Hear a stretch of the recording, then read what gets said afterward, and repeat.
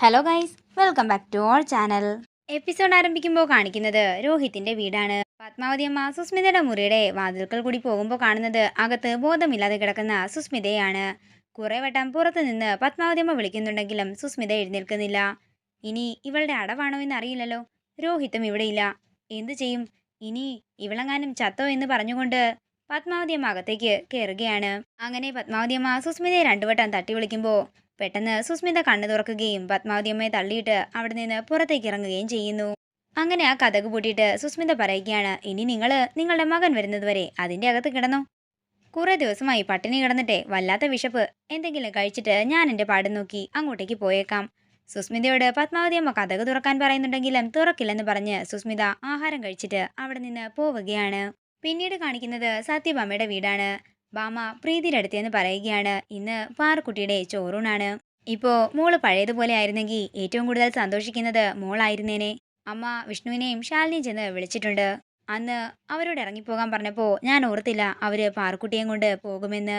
എന്താണെങ്കിലും ഇപ്പോൾ എല്ലാം കലങ്ങി തെളിഞ്ഞു വരികയല്ലേ. ഞാൻ അവരുടെ വീട്ടിൽ ചെന്ന് ചോറൂണിന് വിളിച്ചപ്പോൾ വിഷ്ണു പറഞ്ഞത് വരില്ലെന്നാ. പക്ഷേ ശാലിനി പറഞ്ഞു കുഞ്ഞിനെയും കൊണ്ട് വരാമെന്ന്. അപ്പോൾ അത് കേട്ടപ്പോഴാ എനിക്ക് സന്തോഷമായത്. അവരെന്താണെങ്കിലും വരുമായിരിക്കും. വരുവാണെങ്കിൽ ഉറപ്പായും എൻ്റെ മോൾക്ക് കുഞ്ഞിനെ കാണാമെന്ന് ഭാമ പറയുമ്പോൾ പിള്ളച്ചേട്ടൻ അങ്ങോട്ടേക്ക് വന്ന് പറയുകയാണ്, വിഷ്ണുമോനും ശാലിനി കുഞ്ഞും എത്തിയിട്ടുണ്ട്. അതേസമയം വിഷ്ണുവും ശാലിനിയും പാർക്കുട്ടിയെ കൊണ്ട് അങ്ങോട്ടേക്ക് വരികയാണ്. പാർക്കുട്ടിയെ കണ്ട് ഭാമയ്ക്ക് സന്തോഷമാകുന്നു. അങ്ങനെ ഭാമ പുറത്തേക്ക് ഇറങ്ങുമ്പോൾ വിഷ്ണു അകത്തേക്ക് കയറുകയാണ്. തുടർന്ന് പാറുക്കുട്ടിയെ പ്രീതിയുടെ അരികിൽ കിടത്തുകയാണ്. പാറുക്കുട്ടി ചിരിച്ചുകൊണ്ട് പ്രീതിയെ നോക്കുമ്പോൾ പ്രീതിയുടെ മുഖത്തേക്ക് നോക്കി ശാലിനി പറയുകയാണ്, നീ വിഷമിക്കേണ്ട പ്രീതി, എല്ലാം എത്രയും പെട്ടെന്ന് തന്നെ ശരിയാകും. അതേസമയം വീടിന് ചുറ്റും അലങ്കരിക്കുകയാണ് പിള്ളച്ചേട്ടൻ. തുടർന്ന് രാഘവൻ നായർ ചോദിക്കുകയാണ്, വിഷ്ണുവും ശാലിനിയും തിരിച്ചു പോകുമോ അതോ ഇവിടെ നിൽക്കുമോ? എന്താണെങ്കിലും ഇവിടെ നിന്ന് ഒരു മാരണം ഒഴിവായല്ലോ, അത് തന്നെ സന്തോഷമായെന്ന് രാഘവൻ നായർ പറയുമ്പോൾ പിള്ളച്ചേട്ടൻ പുറത്തേക്ക് നോക്കി പറയുകയാണ്, എന്നാലേ വിഷ്ണുമോനും ശാലിനി കുഞ്ഞും ഇവിടെ നിൽക്കുമോ എന്നൊന്നും എനിക്കറിയില്ല. ഇവിടെ നിൽക്കാനായിട്ട് അതേ സാറ് പറഞ്ഞ മാരണം ഇങ്ങോട്ടേക്ക് തന്നെ വരുന്നുണ്ട്. ഇത് കേൾക്കുന്ന രാഘവൻ നായർ പുറത്തേക്ക് നോക്കുമ്പോൾ കാണുന്നത് സുസ്മിത അകത്തേക്ക് വരുന്നതാണ്. അങ്ങോട്ടേക്ക് വരുന്ന പൊന്നിയും സുസ്മിതയെ കണ്ട് ഒരു ഞെട്ടലോടെ നിൽക്കുന്നു.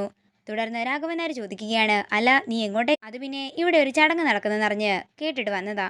നിന്നെ ആരും ഇവിടെ ചടങ്ങിനൊന്നും വിളിച്ചിട്ടില്ല, പിന്നെ നീ എന്തിനാ ഇങ്ങോട്ടേക്ക് വന്നതെന്ന് രാഘവൻ നായർ ചോദിക്കുമ്പോൾ അങ്ങോട്ടേക്ക് ബാമയും വരികയാണ്. ഇവിടെ ചടങ്ങിന് വിളിച്ചില്ലെങ്കിലും വന്ന് സഹകരിക്കേണ്ടത് എന്റെ മര്യാദയല്ലേ ആന്റി എന്ന് ബാമയെ നോക്കിക്കൊണ്ട് സുസ്മിത പറയുമ്പോൾ രാഘവൻ നായർ പറയുകയാണ്, നിന്നെ ക്ഷണിക്കാത്തതേ മനഃപൂർവ്വം തന്നെയാ സുസ്മിതേ.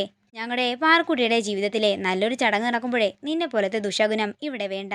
പ്രത്യേകിച്ച് പാർക്കുട്ടിയുടെ അമ്മ കോമയിലാവാൻ കാരണക്കാരിയായ നീയെ ഇവിടെ വേണ്ട. അതിന് അങ്കിൾ എന്ത് വർത്തമാനമായി പറയുന്നത്? ആ കേസിൽ കോടതിനെ വെറുതെ വിട്ടതല്ലേ എന്ന് സുസ്മിത ചോദിക്കുമ്പോൾ അതിനിതുവരെ അന്തിമവിധി വന്നിട്ടില്ലല്ലോ സുസ്മിതയെന്ന് രാഘവൻ നായരും പറയുന്നു.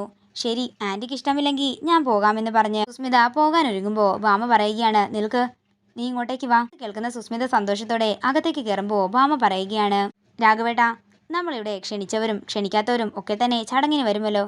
അതേപോലെ ഇവൾക്കും ഒരില മാറ്റിവെക്കും. ഒരില മാത്രം. അവരെ പോലെ ഇവളും ചടങ്ങിന് പങ്കെടുത്ത് ഊണ് കഴിച്ച് മടങ്ങട്ടെ, അത്ര തന്നെ. ഇത് കേൾക്കുന്ന സുസ്മിത മനസ്സിൽ പറയുകയാണ്, പത്മാവതിയെ പൂട്ടിയിട്ട് വന്നതുകൊണ്ട് അങ്ങോട്ടേക്ക് തിരികെ പോകാനാകില്ല.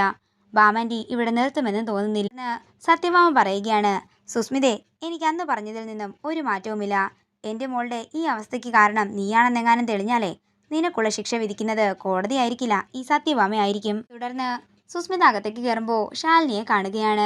പുറത്ത് പറഞ്ഞതൊന്നും കേട്ടിട്ടുണ്ടാകില്ല എന്ന് മനസ്സിൽ പറഞ്ഞുകൊണ്ട് സുസ്മിത പറയുകയാണ്, കണ്ടില്ലേ, സുസ്മിതയ്ക്ക് ബാമാൻറ്റിയുടെ വീട്ടിലേക്ക് കയറാൻ ഗ്രീൻ സിഗ്നല് കിട്ടിയിട്ടുണ്ട്. ഇത് കേൾക്കുന്ന ശാലിനി പറയുകയാണ്, അതെ, ഒരു ഇലയുടെ വില മാത്രമേ നിനക്കുള്ളെന്ന് പറയുന്നതേ ഞാൻ കേട്ടിരുന്നു. ഇത് കേൾക്കുന്ന സുസ്മിത മനസ്സിൽ പറയുകയാണ്, ഇതിപ്പോ വടി കൊടുത്ത് അടി മേടിച്ചതുപോലെ ആയല്ലോ. ഇതൊക്കെ പറയാൻ നീ ആരടി എന്ന് സുസ്മിത ചോദിക്കുമ്പോൾ ഞാനേ ഇവിടുത്തെ മരുമകളാ. വീടും പരിസരവും വൃത്തിയാക്കി സൂക്ഷിക്കേണ്ടത് എന്റെ ജോലിയല്ലേ. അതുകൊണ്ട് ഞാൻ ഇവിടെ ഇല്ലെങ്കിലും ഒരു വിഷപ്പാമ്പിനെ ഇവിടെ വളർത്താൻ ഞാൻ സമ്മതിക്കില്ലെന്ന് ശാലിനി പറയുന്നു. അതുകൊണ്ടേ നീ തിന്നു കഴിഞ്ഞ ഉടനെ ഇവിടെ സ്ഥലം കാലിയാക്കണമെന്ന് പറഞ്ഞ് ശാലിനി അവിടെ നിന്ന് പോകുമ്പോൾ ദേഷ്യത്തോടെ നിൽക്കുകയാണ് സുസ്മിത.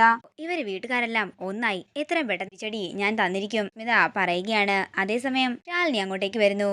ശാലിനി പ്രീതിനെ ഒരുക്കിയിട്ട് വരാമെന്ന് പറയുമ്പോൾ ഒരുക്കങ്ങളൊക്കെ നോക്കാൻ പറയുകയാണ് പൊന്നി. അതേസമയം അർജുനും അങ്ങോട്ടേക്ക് വരുന്നു. ഞാൻ പോയി പാർക്കുട്ടിയെ കണ്ടിട്ട് വരാമെന്ന് അർജുൻ പറയുമ്പോൾ ആദ്യം ഞാൻ പ്രീതിയും കുഞ്ഞിനെയും ഒരുക്കട്ടെ എന്നും എന്നിട്ട് കാണാമെന്നും ശാലിനി പറയുന്നു. പിന്നീട് കാണിക്കുന്നത് പ്രീതിയുടെ മുറിയിലേക്ക് മുഖംമൂടി ധരിച്ച ഒരാൾ വരുന്നതാണ്. അതിനുശേഷം അയാൾ പാറക്കുട്ടിയെ എടുക്കുന്നു. എന്നിട്ട് പ്രീതിയോട് പറയുകയാണ്, നിനക്ക് ഒന്നും ചെയ്യാനാകില്ല. ഒരു പുഴുവിനെ പോലെ നീ ഇവിടെ തന്നെ കിടക്കും. നിന്റെ കുഞ്ഞിനെ കൊണ്ടുപോയി കണ്ണു കുത്തിപ്പൊട്ടിച്ചോ അല്ലെങ്കിൽ കൈയും കാലും മുടിച്ചോ മുംബൈയിലെയോ കൽക്കത്തയിലെയോ ഏതെങ്കിലും ചേരിയില് ഞങ്ങളാകും. നിനക്ക് പോലും കുഞ്ഞിനെ തിരിച്ചറിയാൻ സാധിക്കില്ല എന്ന് പറഞ്ഞുകൊണ്ട് അയാള് കുഞ്ഞിനെ കൊണ്ട് അവിടെ നിന്ന് പോകാനൊരുങ്ങുമ്പോ അങ്ങോട്ടേക്ക് ശാലിനി വരികയാണ്. പെട്ടെന്ന് തന്നെ അയാൾ മറിഞ്ഞു നിൽക്കുന്നു. അല്ല, പാർക്കുട്ടി എവിടെ? പൊന്നു കൊണ്ടുപോയോ എന്ന് ശാലിനി ചോദിക്കുമ്പോ പ്രീതി കണ്ണുകൊണ്ട് അയാളുള്ള ദിശ കാണിച്ചു കൊടുക്കുകയാണ്. എന്താ പ്രീതി, എന്തു പറ്റി? ഞാൻ പോയി കുഞ്ഞിനെ ഒരുക്കിയിട്ട് വരാമെന്ന് പറഞ്ഞ് ശാലിനി പോകുമ്പോ അയാള് പ്രീതിയുടെ അടുത്തേക്ക് വന്ന് പറയുകയാണ്, ഞാൻ പറഞ്ഞില്ലേ നിന്നെ കൊണ്ട് ഒന്നും ചെയ്യാനാകില്ല. അതേസമയം തിരികെ വരുന്ന ശാലിനി കാണുന്നത് കുഞ്ഞിനെ തട്ടിക്കൊണ്ടു പോകാൻ നോക്കുന്ന അയാളെയാണ്. ശാലിനി പെട്ടെന്ന് തന്നെ മുറിയിലേക്ക് ചെല്ലുമ്പോ അയാള് ശാലിനിയുടെ ത്തിന് കയറി പിടിക്കുകയും ശാലിനിയെ താഴേക്ക് തള്ളിയിടുകയും ചെയ്യുന്നു. എന്നിട്ട് പറയുകയാണ്, കണ്ടില്ലേ, അവളെ പോലെ തന്നെ നിനക്കും ഒന്നും ചെയ്യാനാകില്ല. നിന്റെ കുഞ്ഞിനെ ഞാൻ കൊണ്ടുപോവുകയാണ്. ഇത് കേൾക്കുന്ന പ്രീതി പതിയെ സംസാരിക്കാൻ ശ്രമിക്കുകയാണ്. തുടർന്ന് പ്രീതി സംസാരിക്കുന്നു. എടാ, എന്റെ കുഞ്ഞിനെ കൊണ്ടുപോകല്ലേ എന്ന് പ്രീതി പറയുമ്പോൾ നിന്നെ കൊണ്ടൊന്നും ചെയ്യാനാകില്ലെന്ന് അയാൾ പറയുകയാണ്. തുടർന്ന് പ്രീതി വിഷ്ണുവിനെയും അർജുനെയും അതെ അച്ഛനെയും അമ്മയെയും എല്ലാവരെയും വിളിക്കുകയാണ്. പ്രീതിയുടെ ശബ്ദം കേട്ട് എല്ലാവരും ഞെട്ടി നിൽക്കുകയാണ്. അങ്ങനെ എല്ലാവരും പെട്ടെന്ന് തന്നെ മുകളിലേക്ക് ചെല്ലുമ്പോൾ പ്രീതി നടന്ന കാര്യങ്ങളൊക്കെ അവരോട് പറയുകയാണ്. അർജുൻ പെട്ടെന്ന് തന്നെ ആ ഗുണ്ടയെ പിടിക്കുകയും ശാലിനി കുഞ്ഞിനെ വാങ്ങുകയും ചെയ്യുന്നു. അവനെ വെറുതെ വിടരുത് അർജുനേട്ടാ, അവൻ നമ്മുടെ പാർക്കുട്ടിയെ കൊണ്ടുപോകാൻ ശ്രമിച്ചതാണെന്ന് പ്രീതി പറയുന്നു. അതേസമയം ആ ഗുണ്ടയുടെ മുഖംമൂടി അഴിക്കാൻ ശ്രമിക്കുമ്പോൾ അങ്ങോട്ടേക്ക് ഡോക്ടർ വരികയാണ്. ഡോക്ടറെ കണ്ട് ഒരു ഞെട്ടലോടെ നിൽക്കുകയാണ് എല്ലാവരും. ഇതോടുകൂടി ഇന്നത്തെ എപ്പിസോഡ് ഇവിടെ തീരുകയാണ്. വീഡിയോ ഇഷ്ടമായെങ്കിൽ മറക്കാതെ ലൈക്ക് ചെയ്യുക, കമന്റ് ചെയ്യുക. കൂടുതൽ സീരിയൽ അപ്ഡേറ്റ്സിനായി മറക്കാതെ സബ്സ്ക്രൈബ് ചെയ്യുക നയൻസ് ക്രിയേഷൻസ്.